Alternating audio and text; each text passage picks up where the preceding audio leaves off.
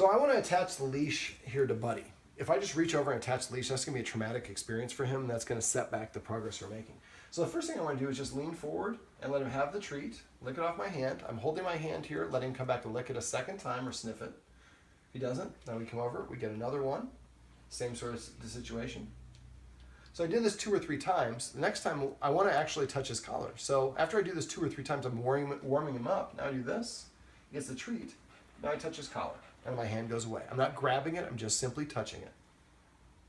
And if he wants to explore, wait. Don't come and get this treat. Wait. Let him take his time. There we go. And you see he's not really recoiling as much with me touching his collar.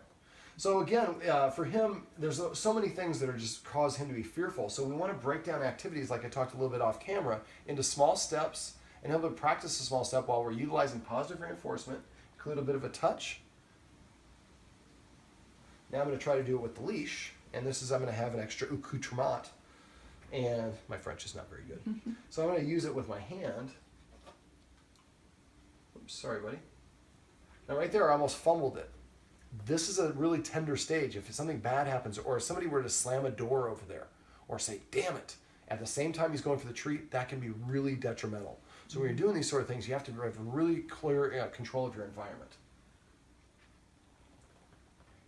Touch. I'm just going to leave the leash there. It's got a lot of scent on it, so I'm sure he'll be a little interested in it. There we go. Do it again.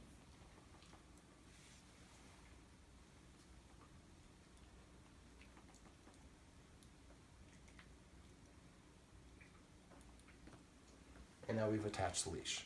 We did it softly, we did it slowly, we took our time. Afterwards, we give a little bit of reward. We can even come up with a command word for this, leashing, or leash, or attach. Come up with a fun word, maybe, what do they call it when trucks link up, or come up with fun command words. Dogs are the only animal that can read a human facial expression. So you could say leash. Maybe better if you said something like connection, or something that brings a little bit of a smile to people's face. Mm-hmm. All right, what we're going to do is I'm going to use this. I'm not going to film it, but I'm going to pull him out of here. Now, when we're pulling him out of here, our instinct is just to pull. Well, dogs have an opposition reflex. He's automatically going to pull against it. So if I just pull him forcing, I don't like to force a dog to do things. So what I'm going to do is I'm going to actually do the treat trick that I did before, but now that he's on a leash, actually maybe instead of talking about it, I want to just demonstrate it. So what I'm going to do is I want to use the leash to try to keep him from going all the way back, and we're going to eventually take him for a walk. So what I'm going to do is shift a little bit. So we're going to start back here where he feels comfortable. We'll do a little bit of a jackpot. And we'll put one a little bit closer to get him started. What I'm going to do is just very slowly pull the leash as he comes forward with me. I'm not pulling him. I'm just pulling the leash. I want to say taut, but right there. There we go. So now he's at the end of the leash. I want to give him a little bit of extra room. I don't want to put too much pressure on. But now I'm going to do another one there. So you see he only took a little bit of a step. So I don't want to keep too much pressure on the leash, but I'm not letting him, the leash is not going to allow him to keep on going back. Mm-hmm. So this is a way that you can use positive reinforcement and attach the leash.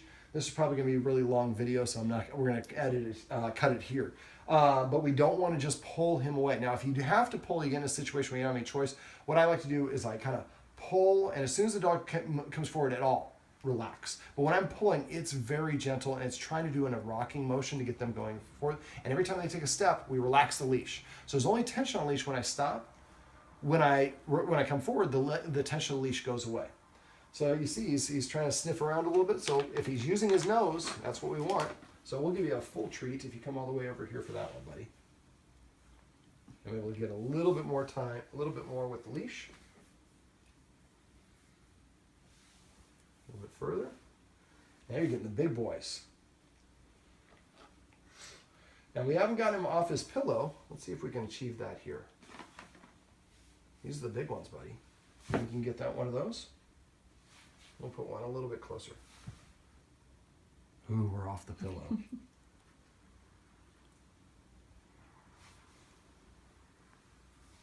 Now we activate his opposition reflex a little bit, so I want to put one right here. Right there. We're on actual carpet there. Little things like this are easy to discount, but this is a big step for him. So again, that's why I suggest journaling, so you get a notice. Hey, I got one paw on the carpet, 2 paws, 4 paws. Kitty cat has no problems giving us a lot of paws, right?